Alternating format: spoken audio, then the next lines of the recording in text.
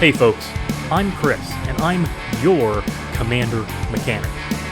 Here on the channel, we take viewer-submitted decks and give them a tune up. Let's take a look at what deck is in the workshop today. All advice given in this video is advice only. Always play Commander your way. This format is, above all else, about having fun.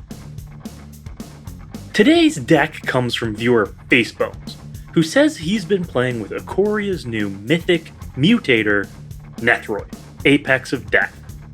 They write, I wanted to put something together to play with a reanimation value engine, hoping to sacrifice and mutate Nethroi every turn. But I'm struggling to keep up with faster decks and keep ramping as quickly as I need to.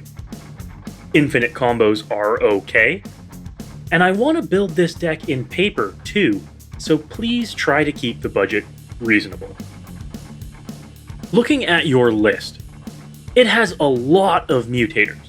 These guys are cool, but a lot of the time if you don't have anything to stick them on, they're really overpriced.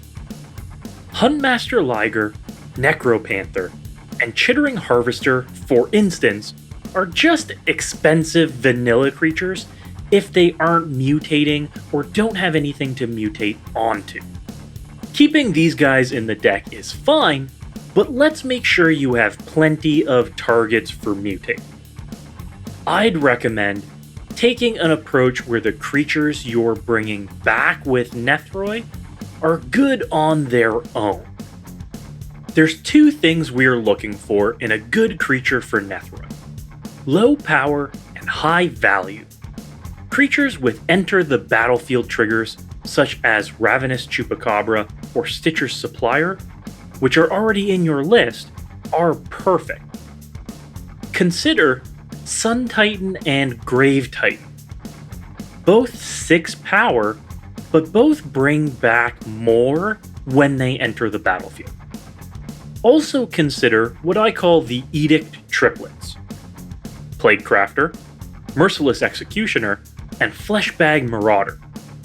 Bringing any of these 3 back with Nethroi helps ensure your opponents can never really get ahead with their own creatures.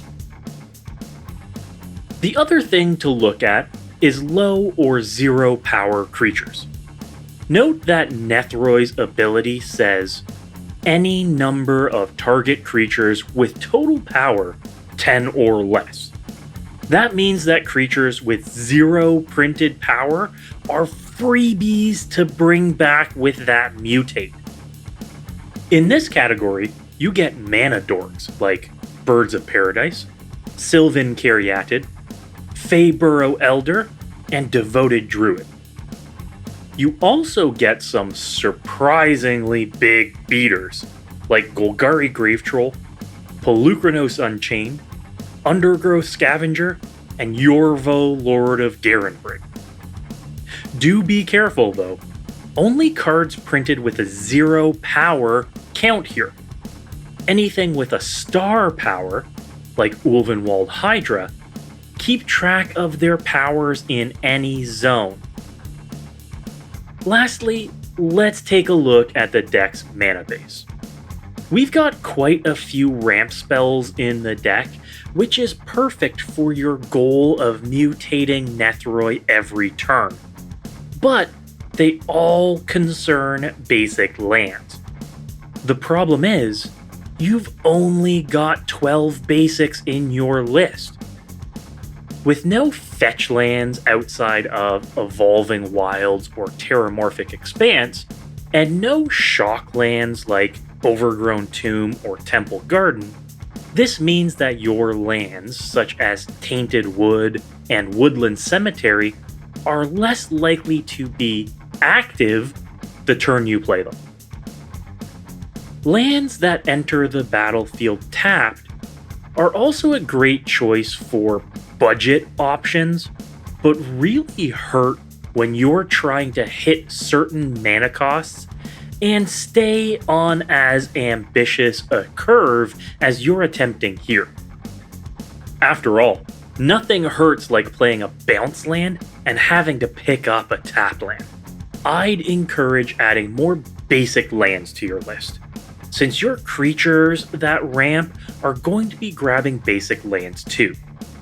This means when you reanimate them with Nethroi, they're going to be doing most of the work to keep you on your mana curve, provided you've got enough basic lands for them to get for you. Let's also think about how this deck wins too. A value engine is fine, but is your game plan just to kill everyone with commander damage, or overrun them with small creatures? Consider the Aristocrats archetype, which wins with death triggers, as seen commonly helmed by commanders like Teysa Karlov. These decks lean on sacrificing creatures every turn to slowly drain opponents. That's exactly what you want to be doing here, too. Zulaport Cutthroat and Cruel Celebrant help fuel this plan, along with the conveniently 0 power Blood Artist. And if you're looking for an infinite combo, try the Safi Eric's Daughter plus Revelark or Karmic Guide package. You need a sack engine, but with these cards you get infinite enters the battlefield and infinite death triggers. Revelark or Karmic Guide reanimates Safi, who sacrifices herself to target Revelark or Karmic Guide, who you can then sacrifice to come back and reanimate Safi again. Voila! Infinite loop. With these points considered, I've put together my tune-up.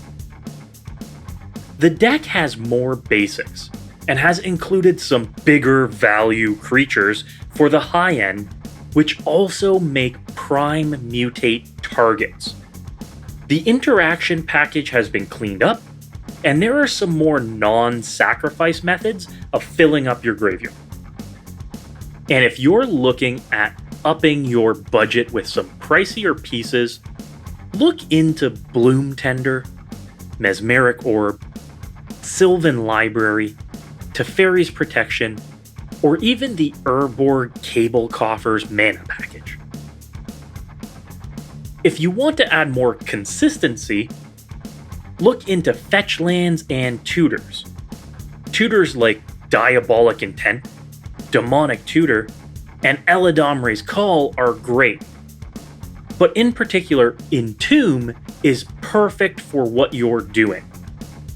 Getting a Dredger, like Golgari Grave Troll or Stinkweed Imp, into your graveyard on turn 1 helps fill it very quickly. Be sure to let us all know how your deck fares and which parts you decided to run with.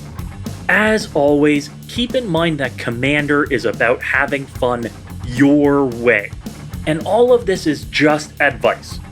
There is no right or wrong way to play EDH. If you want to submit a deck for a tune-up, you can email me at cmdrmechanic@gmail.com or find me on Twitter at cmdrmechanic. Or you can even leave a comment on this video. I'll read them all. Be sure to like this video and subscribe for more tune-ups. Until next time, good luck and have fun.